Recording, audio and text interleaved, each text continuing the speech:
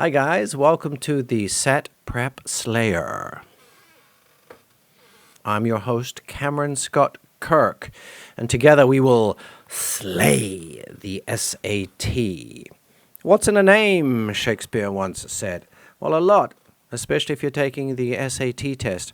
Today we're looking at how names and positions function in sentences in the SAT writing section. Now, name and position might not mean much to you at this particular point. I will explain exactly what name position means in the following video. What we have is the use of a name, a literal name, Shakespeare, for example, and their position. Shakespeare was a poet and a writer. Now, depending on what comes first in the sentence, whether it's the name or that person's position in society, we're going to have a whole lot of comma action or none. I hope this video will enlighten you.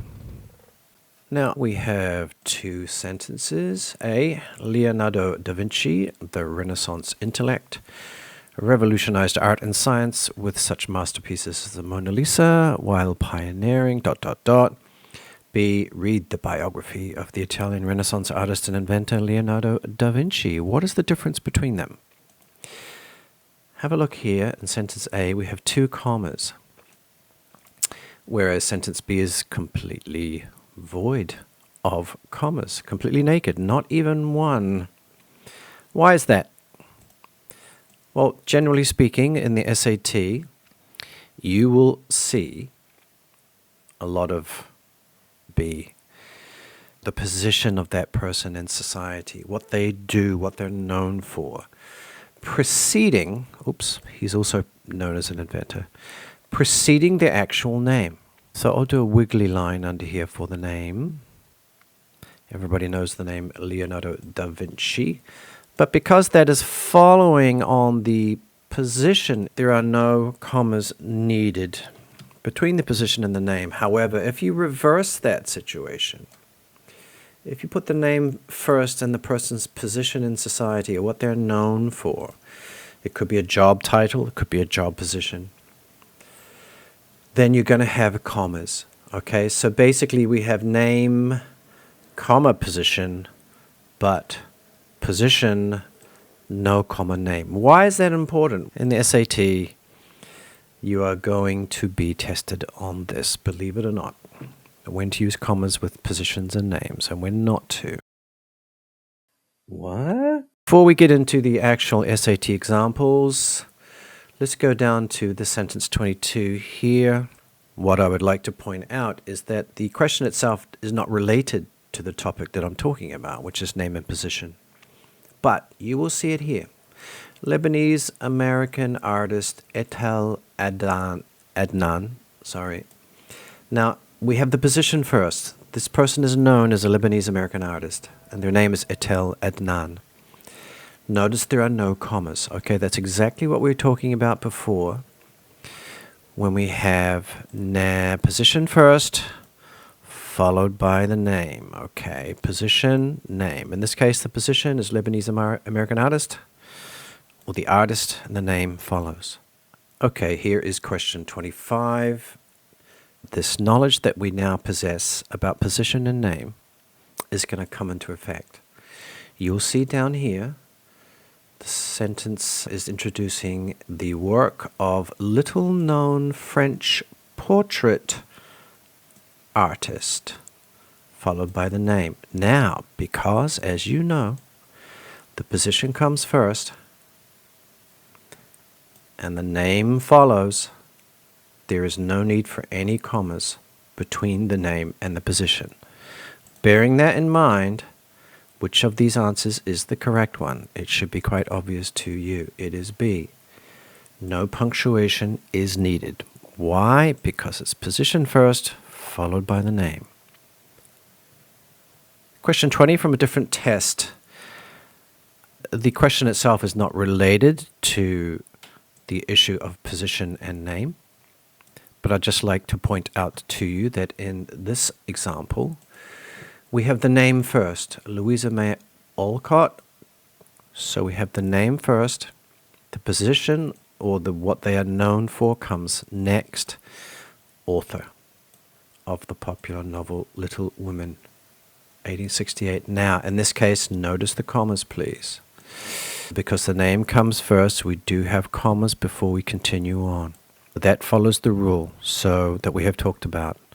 Name, comma, position, but position, no comma, name. And again, I want to reiterate to you that when I talk about position, I'm talking about a job title, perhaps, a vocation, chemist, scientist, astronaut. It could also be something that a person is well known for. So that's 20. We do need commas between the name and the position here. Moving on to the next question, 23. Again, the position and the name information does come into play. Fans of the film Moana may not know that the deep and humorous voice behind the character Tamatoa the crab. Now, believe it or not, a character is still a position. Okay, author, artist, teacher, doctor, scientist, character. So because it's position followed by name, you do not need any punctuation, no commas. Therefore, the correct answer will have no comma between the character and Tamatoa the crab. Correct answer here is A. You don't need the comma there either. So the sentence reads, the deep and humorous voice behind the character Tamatoa the crab belongs to comedian, actor, and musician Jermaine Clement. Because belongs to is the verb, we need nothing between the subject and the verb here. So certainly no punctuation is required because it's position preceding the name. Final example. Paintings by the renowned 20th century U.S. artists. So artist is the next word, all right?